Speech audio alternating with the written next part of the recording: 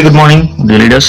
இந்த பார்ட் 2 வீடியோல டெமோ எப்படின்னா, இப்ப அப்ஜெக்ஷன் ஹேண்ட்லிங்ல நம்ம ஸ்டோரி சொன்ன மாதிரி தான் அதே விஷயத்த இங்க யூஸ் பண்ணணும், ரிலேட் பண்ணி ஸ்டோரி சொல்லணும். இப்ப இந்த இடத்துல ஒரு அப்ஜெக்ஷன் தான் இது. ஆக்சுவலி மேடம், நீங்க அடுத்த மாசம் வர்றது ரியலி ஓகே தான், ஆனா அதுல எனக்கு ஒரு சில விஷயங்கள் நடந்திருக்கு, அதை பத்தி உங்ககிட்ட நான் ஷேர் பண்ண கடமைப்பட்டிருக்கேன். நீங்க தப்பா நினைச்சுக்கலாம், ஷேர் பண்ணலாமா? சொல்லுங்க சார். நான் வந்துட்டு என்ன பண்ணேன் அப்படின்னா, என் ஃப்ரெண்டு சொல்றப்ப சீரியஸா புரிஞ்சுக்கலாம் மேடம். அவன் சொன்னா அப்பவே இதனுடைய தன்மை எப்படி இருக்கும், இதுல என்னென்ன நன்மைகள் கிடைக்கும், ஒருவேளை நீ ஒரு மாசம் கழிச்சு வந்து என்னென்ன தீமைகள் நடக்கும்ன்றது எனக்கு சொன்னா நான் கொஞ்சம் கேஷுவலா எடுத்து விட்டேன் மேடம். ஆக்சுவலி அப்புறம் நான் வந்துட்டு ஒரு 1 மந்த் கழிச்சு மறுபடியும் அமௌண்ட் கிடைச்சது, நான் ஸ்டார்ட் பண்ணிட்டேன். கிட்டத்தட்ட அதுக்குள்ள ஒரு அவங்க டீம்ல ஒரு 20 மெம்பர்ஸ் வந்துட்டு கிட்டத்தட்ட வந்துட்டாங்க. நான் ஃபர்ஸ்ட் வந்திருக்க வேண்டிய ஒரு ஆள் அந்த இடத்துல. அப்ப என்ன ஆச்சுன்னா, அந்த 20 பேர்ல ஒரு மொத்தம் ஒரு 6 பேர் சூப்பரா பயங்கரமா ஒர்க் பண்ணிட்டு இருக்காங்க மேடம். இப்ப ஆக்சுவலி அவங்க வந்து கிட்டத்தட்ட ஒரு 1.5 வருஷம் ஆயிடுச்சுங்க. 1.5 இயர்ஸ்ல இது வரைக்கும் ஒரு 2 கோடி ரூபாய் டர்ன் ஓவர் கொடுத்துருக்காங்க அந்த 6 பேர் மட்டும். ஓகேங்க சார். சோ அந்த 2 கோடி ரூபாய் டர்ன் ஓவர்ல எனக்கு எப்படி இருந்தாலும் ஒரு 20 லட்சம் ரூபாய் எனக்கு வந்திருக்க வேண்டிய பணம் அது எனக்கு வரல ஆக்சுவலி. ஏன்னா நான் அவங்களுக்கு அடுத்து வந்ததுனால அந்த ஒரு மாசத்துல நான் 20 லட்சம் ரூபாய் இழந்து நின்று இருக்கேன்னு வச்சுக்கோங்களேன். நீங்க இடத்துல உங்களுக்கு எப்படி இருக்கு மேடம்? அப்பவே அந்த காசு கொடுத்து ஜாயின் பண்ணிட்டு இருக்கலாமே. ஆனா முடியுமா? முடியலீங்களே சார், அதானே பிரச்சனை. அதனாலதான் நம்ம பெரியவங்க என்ன சொல்றாங்க, நேரத்தை மதிங்க, ரெஸ்பெக்ட் பண்ணுவோம்னு சொல்றாங்க. ஆனா அது எனக்கு பயங்கரமான வலி இது வரைக்கும் இருக்கு. உங்களுக்கு அந்த வலிக்கும்ல கண்டிப்பா அந்த மாதிரி நடந்துச்சுன்னா. அப்ப நான் இந்த இடத்துல இருந்து ஒரு மாசம் கழிச்சு நீங்க வரீங்க அப்படின்னா நான் விட்டுறலாம். ஆனா எனக்கு வந்த வழி நான் உங்களுக்கு வரக்கூடாதுன்னு நினைக்கிறது நியாயமான விஷயம் தானே மேடம்? கரெக்ட் தான் சார். நான் வந்துட்டு உங்களுக்கு பிசினஸ்குள்ள வாங்க, ப்ராடக்ட் வாங்க சொல்லன்றது உங்களுக்கு புரியுது இல்லையா? அதுக்காக நான் உங்ககிட்ட பேசல. அதுல நீங்க ஃபீல் பண்ண முடியுதா உங்களால? புரியுதுங்க சார். எனக்கு ஒரு பெயின் வந்திருக்கு.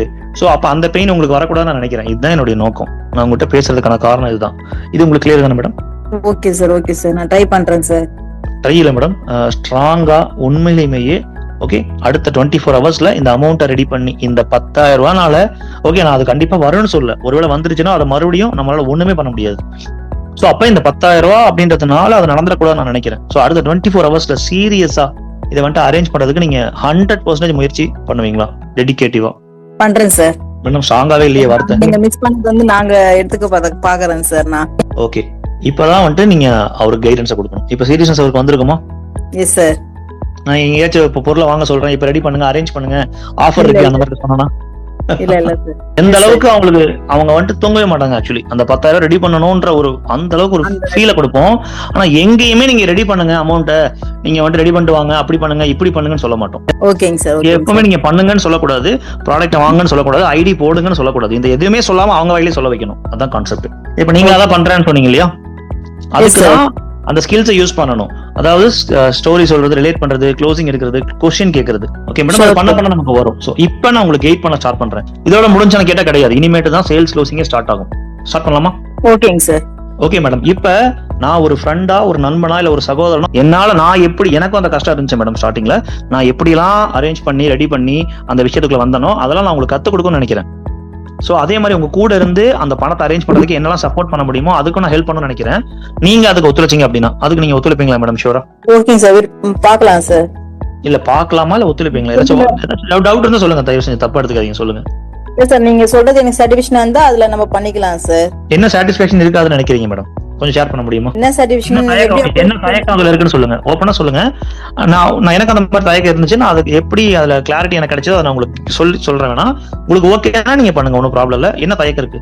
என்ன தயக்கம், எப்படி அந்த மணி அவங்க இருந்து வாங்கணுங்கன்றதுக்கு தான் சார். நம்ம எப்படி நம்ம ரீபேமெண்ட் அவங்களுக்கு பண்ணணும், ஓகே அதுக்கு உண்டான மெத்தட் எப்படி, ஏன்னா நம்ம அந்த காசு அவங்க ரீஃபண்ட் பண்ணணும் இல்லையா சார் அமௌண்ட். இது வந்து இந்த டவுட் வந்து உங்களுக்கு பிரசன்டேஷன்ல அப்ஜெக்ஷன் லிங்க்ல ஃபாலோ அப்ல க்ளோசிங்ல வரணும். இது வந்து இங்க மறுபடியும் வருதுன்னா மறுபடியும் அப்ஜெக்ஷன் லிங்க்ல போகணும், ஃபர்ஸ்ட்ல இருந்து வரணும். ஓகே, ஏன் வராதுன்னு நினைக்கிறீங்க மேடம்? ப்ளீஸ் அவங்க அப்ரோச் எப்படி இருக்குமோ அதுக்காக தான் சார். பிரச்சனை என்னன்னா அவங்க அப்ரோச் எப்படி இருக்குமோ, அதை சொல்லிடுவாங்களோ திட்டிடுவாங்களோ அப்படின்ற பயம். பாத்தீங்களா, இங்க கூட அப்ஜெக்ஷன் நம்ம ஹேண்டில் பண்ண வேண்டியதா இருக்கு. கஸ்டமர் மனசுல இருக்குது, அதை வெளியே எடுக்கணும் டக்குன்னு.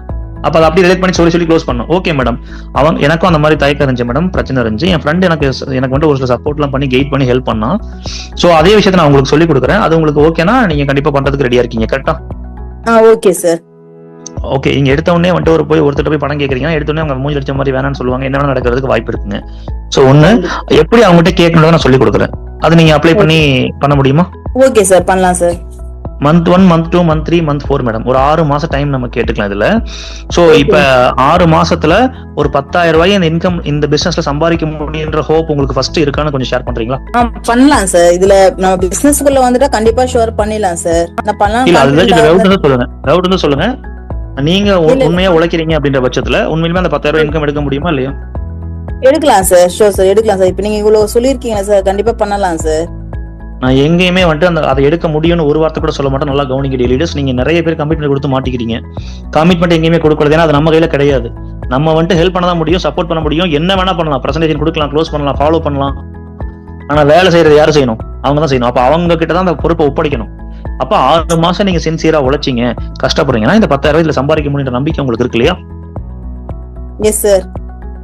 அந்த உழைப்புக்கு தகுந்த ஒத்துழைப்பை நான் உங்களுக்கு கொடுப்பேன். எப்படி பண்ணும், ஏது பண்ணும் அப்படின்றத நான் உங்களுக்கு கொடுப்பேன். நான் உங்களுக்கு கொடுக்குறேன்னா நீங்க அதை சீரியஸா யூட்டிலைஸ் பண்ணிக்குவீங்களா? Okay sir. அதுல உறுதியா இருப்பீங்களா அந்த கமிட்மெண்ட்ல? இருப்பேன் சார். சத்தியமா அதை காப்பாத்துவீங்க இல்லையா? நான் உங்களை நம்பலாமா மேடம்? நம்பலாம் சார். ஓகே. இப்ப இதுக்கப்புறம் அவங்க ஏதாச்சும் தப்பு பண்ணாங்கன்னா அவங்க லாக் ஆயிடுவாங்க. பிரசன்டேஷன் கொடுக்க வரல, ஃபாலோ கொடுக்க வரல, க்ளோசிங் பண்ண வரல, அசால்ட்டா அலட்சியமா இருக்காங்கன்னா திருப்பி என்ன பண்ணுவீங்க நீங்க? 6 மாசம் கழிச்சு என்னங்க இது சரிப்பட்டே வரல அப்படின்னு சொல்லி அவங்க சொன்னாங்கன்னா நீங்க அதை என்னெல்லாம் பண்ணீங்கன்னு கொஞ்சம் ஷேர் பண்ண முடியுமா? இது எல்லாத்துக்குமே ஒரு ரிப்போர்ட் நீங்க வச்சுக்கணும் லீடர்ஸ். இதுக்கெல்லாம் நம்ம ரெடி பண்ணிருக்கோம், பேக் எண்ட்ல சிஸ்டம் ரெடி பண்ணிட்டு இருக்கோம். ஓகே, கூகுள் ஒர்க் ஸ்பேஸ்ல, கூகுள் ஷீட்ஸ், அதுக்கப்புறம் பாத்தீங்கன்னா பிடிஎஃப். நான் சும்மா வாயில சொல்லுது எல்லாத்தையுமே பேக் எண்ட்ல ஒர்க் ப்ராசஸ் பண்ணிட்டு இருக்கோம். ஒவ்வொரு லீடருக்கும் தனித்தனி ஷீட் இருக்கும். ஓகே, ஒவ்வொரு நாளும் என்னென்ன பண்றாங்க டூ லிஸ்ட் இருக்கும். சோ இது எல்லாமே 6 மாசம் கழிச்சு பாக்குறப்ப ஹலோ உள்ள போங்க, அந்த டூ லிஸ்ட் எடுங்க. எப்ப 6 மாசத்துக்கு முன்னாடி வந்த டேட். ஓகே, 10 நாள் என்ன பண்ணாங்க, 20 நாள் என்ன பண்ணாங்க அப்படின்னு பாருங்க. யார் மேல பிரச்சனை இருக்கு, அந்த லீடருடைய அப்ளைன் யாரு, அந்த அப்ளைனுக்கு ஒரு ஷீட் இருக்கும். ஓகே, சோ இதுக்கு பேர் தான் கீ பர்ஃபார்மன்ஸ் இண்டிகேட்டர்ஸ் சொல்லுவோம். சோ அவங்க என்ன பண்ணிருக்காங்க, அவங்க ஏன் பண்ணல, ஒருத்தர் இருப்பார் இல்லையா அந்த லீடரு, அவரை கூப்பிடுங்க. சரியா, அதுக்கப்புறம் கூப்பிடுங்க. அப்ப இவங்க சப்போர்ட் கிடைக்கலாம், இவ்வளவு பேர் காரணமா இருக்காங்க, எல்லாத்தையும் கூப்பிட்டு உட்கார வைங்க முதல்ல. இந்த அளவுக்கு டீட்டெயிலா சிஸ்டம் இருக்கும். இருந்துச்சுன்னா எங்கேயாச்சும் நம்ம ஜெயிக்காம போறதுக்கு வாய்ப்பு இருக்கா? சோ இதுக்கு பேர் தான் சிஸ்டம் ஆக்சுவலி. லீடர்ஸ், ஓகே, இப்ப நான் கண்டென்ட்க்கு வந்துடுறேன். சோ இது புரிஞ்சுக்கிறதுக்காக நான் ஷேர் பண்ணேன். சோ அப்ப ஓகே மேடம், இப்ப நான் கமிட்மெண்ட் வாங்கிட்டோமா? இப்ப ஓகே, இப்ப நீங்க வந்து பாத்தீங்கன்னா நான் இப்படி ரெடி பண்ணேன்னு ஒரு சில விஷயங்கள் சொல்றேன் மேடம். அதே மாதிரி நீங்களும் அந்த விஷயங்கள் நீங்க உங்களுக்கு என்னெல்லாம் ஆப்ஷன் இருக்கோ அதை நீங்க ஷேர் பண்ணுங்க. ஓகே, மறுபடியும் இன்னொரு வீடியோவை பார்க்கலாம்.